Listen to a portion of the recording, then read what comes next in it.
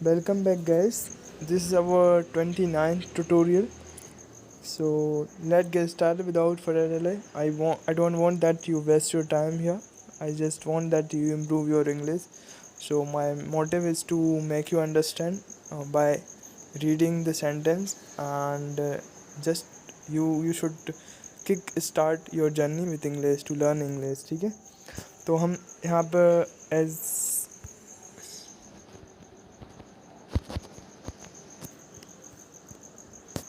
यहाँ पर सीखने वाले हैं हम हमारी, जैसे कि आपको पता है, प्रैक्टिस सेशंस है, तो हम इसमें हम प्रैक्टिस करते हैं हमारी। ठीक है, तो हमारा 29th ट्यूटोरियल होने वाला है, तो लेट्स रीड आउट। ओके, सो क्या आप हमसे सहमत हैं? Do you agree with us? It's very easy PG sentence. Okay, क्या तुम्हारे पास फ़ैन है? Do you have a fan? Do you have a fan? अगर आप यहाँ तक आ गए हो तो मैं जो बोल रहा हूँ उससे पहले ही आप समझ जाते होगे। आई थिंक कि आप समझ रहे हो, मुझसे पहले ही समझते, देखते ही समझ जाते। रोने की हिम्मत भी मत करना। Don't dare to cry. Don't dare to cry. Okay, रोने की हिम्मत भी मत करना। कुछ खाने के लिए ले लो, कुछ खाने के लिए ले लो। Get something to eat. Get something to eat. उसने मोमबत्ती बुझाई। He blew out the candle. Blow out का मतलब होता है फूंक मार कर कोई चीज़ बुझाना। ठीक है, तो उसका यही मतलब होता है, उसने मोमबत्ती बुझाई। He blew out. ब्लो का मतलब होता है सेकंड फॉर्म है उसकी, तो ब्लू हो गई ब्लो की। He blew out the candle. ठीक है, उसने खाना खा लिया था। He had eaten the food. खाना खा लिया था मतलब खा लिया था। अगर उसने खाना खाया, तो अगर देखो यार, मैं आपको यहाँ पे दो चीज़ समझाता हूँ। जो हमारा पास्ट परफेक्ट सेंटेंस होता है वो ये बताता है कि हमारा बात एक ही सेंटेंस में ख़त्म हो गई है, लेकिन हमें और कंटिन्यू करना है। फॉर एग्ज़ाम्पल, उसने खाना खाया और फिर घूमने के लिए गया, तो अब इसको ही अगर मुझे ऐसा बोलना था, he ate he ate the food and went for walk, तो इस तरीके से हो जाता है। लेकिन अगर हमारा सेंटेंस, हमारी जो बात है, हमारी जो मैटर है, इशू है, मुद्दा है, हमारा एक ही सेंटेंस में ख़त्म हो रहा है, तो वहाँ पे हैड का यूज़ करते हैं। ठीक है, लेकिन अगर हमारा एक सेंटेंस में ख़त्म नहीं हो रहा कोई बात या मुद्दा, मैटर जो भी है, तो हम पास्ट सिंपल का यूज़ करते हैं। फॉर एग्ज़ाम्पल, अगर जैसे कि मैंने आपको बताया कि उसने खाना खाया फिर घूमने के लिए गया, लेकिन अपने बोलते उसने खाना खाया था, बस बात ख़त्म होगी। तो he had eaten the food. ठीक है, नेक्स्ट वाला देखते हैं। उसकी एक आँख ख़राब है। He is blind of one eye. मतलब एक आँख से नहीं देख सकता। He is blind of one eye. ठीक है, नेक्स्ट वाला देखते हैं। वो भावुक हो रहा है। He is getting emotional. He is getting emotional. आप भी इमोशनल तो होते ही होगे। ठीक है, तो इमोशनल का मीनिंग बताने से कोई फ़ायदा नहीं होगा, आप मुझसे ज़्यादा इमोशनल हो जाते होगे। ठीक है, ही इज़ गेटिंग इमोशनल। वह 8 बजे उठता है। He backs up at 8 o'clock। Backs का मतलब आप समझ गए होगी कि सिंगुलर है, दैट्स वाई ई एस यहाँ पर आ गया है, चिपक गया आकर। ठीक है, he backs up at 8 o'clock। ठीक है, वह मेरे साथ पढ़ता था। He was my class fellow. Class fellow, fellow का मतलब बता दूँगी यहाँ पे। फेलो का मतलब अगर आप डिक्शनरी में ढूंढने जाओगे तो मीनिंग निकलता है इसका मीनिंग निकलता है इसका मीनिंग निकलता है बेचारा। ठीक है, इसका मीनिंग निकलता है बेचारा। यस, वह मेरे साथ पढ़ता था। He was my class fellow, मतलब क्लास फेलो का मतलब है कि वो मेरे साथ था, पढ़ता था। क्लासमेट्स ही बोलते हैं इसे। ही वॉज माई क्लासमेट्स, जो साथ पढ़ते हैं उन्हें क्लासमेट्स बोलते हैं। ठीक है, उसके पापा पिए हुए थे। His father was drunk. Drunk मतलब पी ली थी, चढ़ गई थी। ठीक है, हैंगओवर जिसे बोलते हैं, hangover. It's a face, it's meaning is hangover. Hangover मतलब ड्रंक, मतलब पीली, चढ़ जाना, नशे में धुत होना। हैंगओवर, ही हैंग्ड ओवर, नशे में धुत था, वो हो गया था। ठीक है, हिज फादर वॉज ड्रंक। आप कितनी दूर जा सकते हो? How far can you go? How far can you go, अब कितनी दूर का मतलब होता है, कितनी दूर का मतलब होता है हाउ फार, कितने ज़्यादा, मतलब कितने, हाउ मच। ठीक है, तो आप इस तरीके से यूज़ कर सकते हो। राम कब कब खेलता है? How often Ram does play, या सिंपल आप बोल सकते हो how open does Ram play, ठीक है, राम प्ले। अब देखो यार, आपने हमेशा देखा होगी जब भी हमारा इंट्रोगेटिव नहीं क्वेश्चन, जब जब हमारा क्वेश्चन वाला बनता है तो यहाँ पे आता है हाउ ओपन डज। डज ये हमारी हेल्पिंग वर्ब रहती है, ठीक है, डज, डू, इज, आर, बर, बॉज, ठीक है, ये सब हमारी हेल्पिंग वर्ब रहती हैं। दैट्स वाई जब भी सेंटेंस क्वेश्चन मार्क्स में जाता है, क्वेश्चन टाइप का बनता है हमारा सेंटेंस, तो हमें इसको लगाना ज़रूरी होता है, सो दैट जो भी हमारा बोल रहे हैं, जिससे भी बात कर रहे हैं या लिख रहे हैं, जिससे भी बात कर रहे हैं, जिसको भी बोलना चाहते हैं, जो भी हम एक्सप्रेस करना चाहते हैं, उसको समझ में आ सके कि हम उससे क्वेश्चन पूछ रहे हैं। अगर ऐसे बोलेंगे how open Ram does play, तो एक इम्पैक्ट नहीं पड़ेगा कि क्वेश्चन कर रहा है या कुछ ऐसे ही बोल रहा है, ठीक है। राम कब कब खेलता है, Ram how open does Ram play, ठीक है। मेरी हंसी छूट गई, आई कुडंट होल्ड लाफिंग, मतलब मैं हंसी नहीं रोक पाया यार। आई कुडंट होल्ड का मतलब होता है रोक ना पाना, आई कुडंट होल्ड।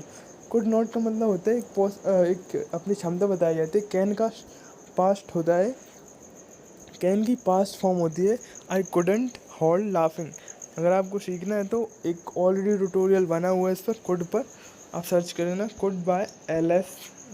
आप जैसे मेरा चैनल का नाम लिख देना, ठीक है, I couldn't hold laughing, I couldn't hold laughing, ठीक है। नेक्स्ट वाला देखते हैं, मैं अपनी अनुमति देता हूँ, I give my consent. Consent का मतलब होता है अनुमति, एक्सेप्टेंस जैसे आप बोल सकते हो, ठीक है। मैं अपनी अनुमति देता हूँ, आई गिव माई कंसेंट। जैसे कि आप कॉलेज स्टूडेंट हो या फिर कोई भी यूनिवर्सिटी स्टूडेंट हो, तो वहाँ पे एक लेटर होता है, जैसे कि आपने कोविड-19 में फेस किया होगा। जब भी कॉलेज वाले बुलाते थे कॉलेज, तो वो क्या देते थे, कंसेंट लेटर, एक फ़ोटो कॉपी निकलवा देते और बोलते थे कि इस पर आपके पेरेंट्स के साइन चाहिए, only then you can come to the college, ठीक है। तो वो कंसेंट लेटर ले जाना बहुत ज़रूरी होता था, उससे अपने पेरेंट्स के साइन भी होने चाहिए थे, ठीक है। तो नेक्स्ट वाला देखते हैं, मैं कभी गाना नहीं गाता, I never Singh a song. सिंग का मतलब होता है गाना। गाना कौन सा गाना, हम लोग जो गाते हैं वो वाला, ना कि वो वाला जो कि हम सुनते हैं, ठीक है। I never Singh a song, ठीक है। नेक्स्ट वाला देखते हैं, मैंने ऐसा कभी नहीं सोचा, आई नेवर थॉट सो। सो का मतलब होता है तो, ऐसा, इसलिए, ठीक है।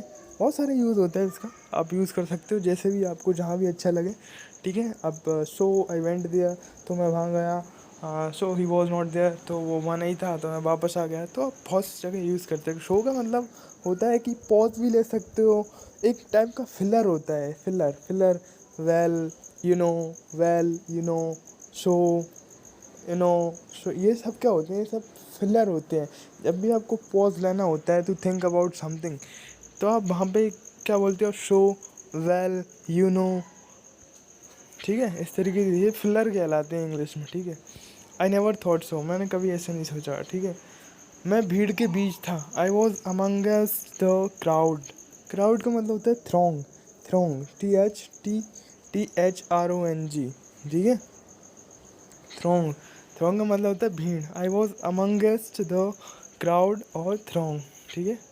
नेक्स्ट वाला देखते हैं, मैं 9 बजे तक काम करूँगा, आई विल वर्क टिल 9। अब जब भी यहाँ पे मैं आपको 2 डिफरेंस बताता हूँ, टिल और अनटिल में क्या डिफरेंस होता है, क्योंकि ये हमारी प्रैक्टिस सेशंस है, तो इसको बहुत ज़्यादा डीप में जाकर नहीं समझाऊँगा आपको, ठीक है।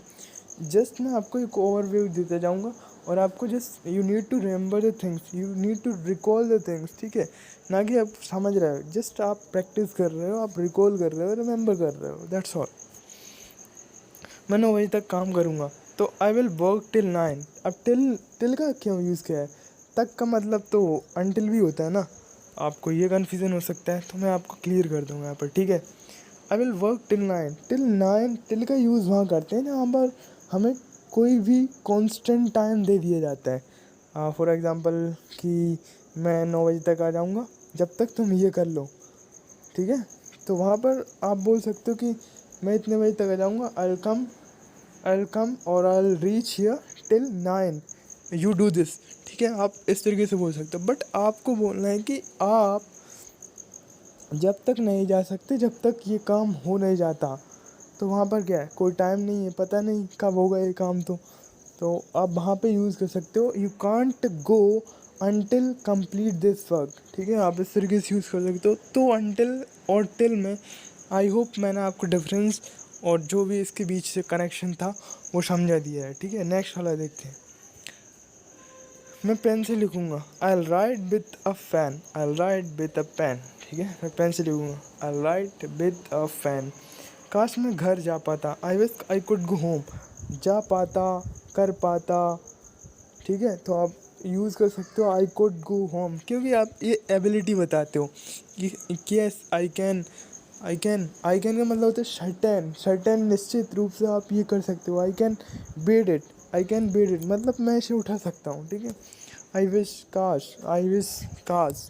ठीक है, तो काश आप यूज़ कर लो ना, काश आप हमारे होते हैं, I wish you will be hours.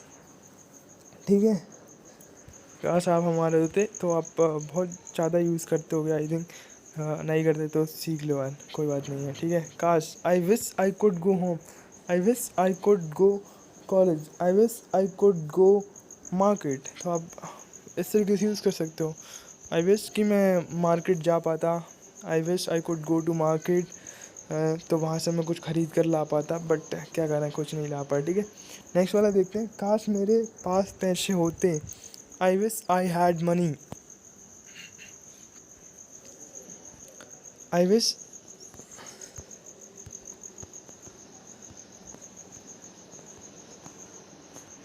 I wish I had money. तो काश मेरे पास पैसे होते, आई wish I had money. Next वाला देखते हैं। मैं बैंक में काम करता हूँ, I work in a bank, I work in a bank. ठीक है, next but last but not least, इससे कोई फ़र्क नहीं पड़ता। It doesn't matter that what people think about you, it matters that what do you think about your self. ठीक है, तो एक मोटिवेशन कोट मैंने आपको बोल दी यहाँ पर कि आप अपने काम में मगन रहो। लोगों को बोलना है, बोलेंगे लोग तो बोलते ही हैं और बोलते ही रहेंगे हमेशा। लोगों का मुंह बंद करना आपकी जिम्मेदारी नहीं है। ठीक है, आपको जो सही लग रहा है बस अपने काम में डूब जाओ। If you have to success, अगर आपको सक्सेस होना है, अपने जीवन में सफल बनना है, तो लोगों की मत सुनो, जस्ट बी मोटिवेट और अपना माइंड सेट इतना स्ट्रॉन्ग कर लो कि लोग कुछ भी बोलते रहें, हमें फ़र्क नहीं पड़ता। It doesn't matter for me कि what do you think about me, it matters that what I think about my self.